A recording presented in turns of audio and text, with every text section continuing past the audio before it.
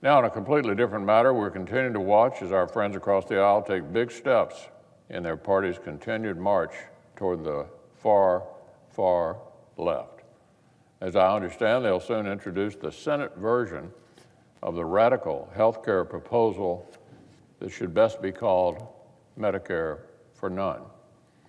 It's only the latest installment in the steady drumbeat of calls for socialist central planning that we've been hearing from our Democratic colleagues as of late.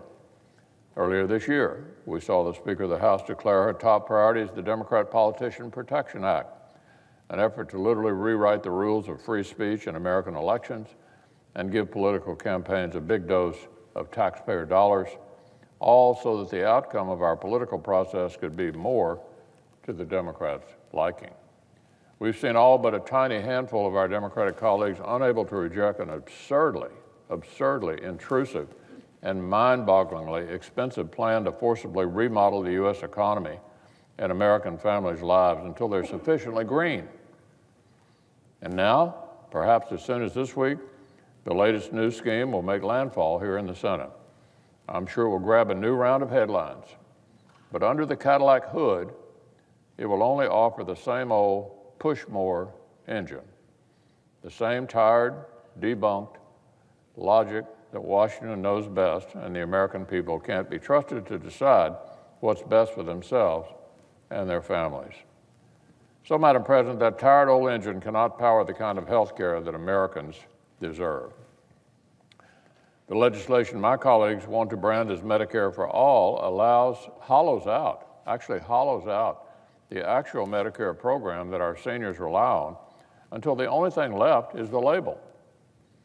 Then it takes that label and slaps it on a brand new, untested, government-run plan that every single American would be forced into, whether they like it or not.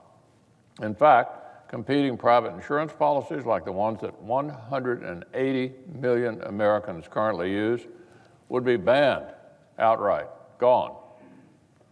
And for the privilege of having their existing Medicare or their existing employer-provided plans ripped away from them by the same old Washington experts who brought us Obamacare as sky-high premiums, deductibles, out-of-pocket costs, and dysfunction.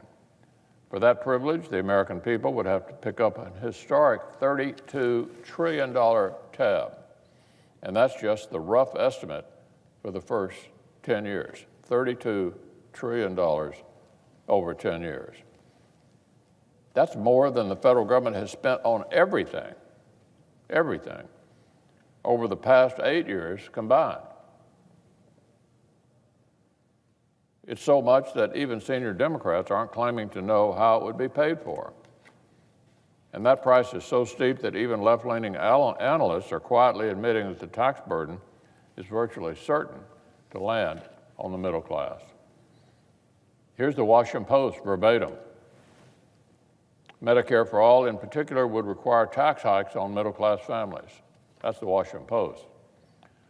To give you a sense of scale for this nightmare, one think tank has calculated that doubling all federal, individual, and corporate income taxes, doubling them, would be insufficient to fully finance the plan. Doubling all corporate and individual income taxes would be insufficient to fully finance the plan. Double what Americans send to the IRS in income taxes. Take away all the competition and choice in the health insurance market.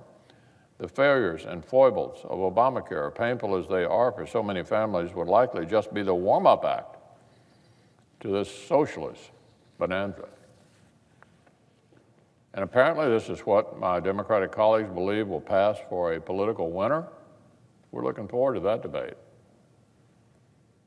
I'll give them this, Madam President, with Republicans standing for preserving what works and fixing what doesn't, for reducing tax rates instead of shooting them sky high, and for strengthening the employer-sponsored and Medicare Advantage plans that American families actually rely on instead of snatching those plans away. My Democratic friends are certainly working hard to paint a contrast, and we welcome it.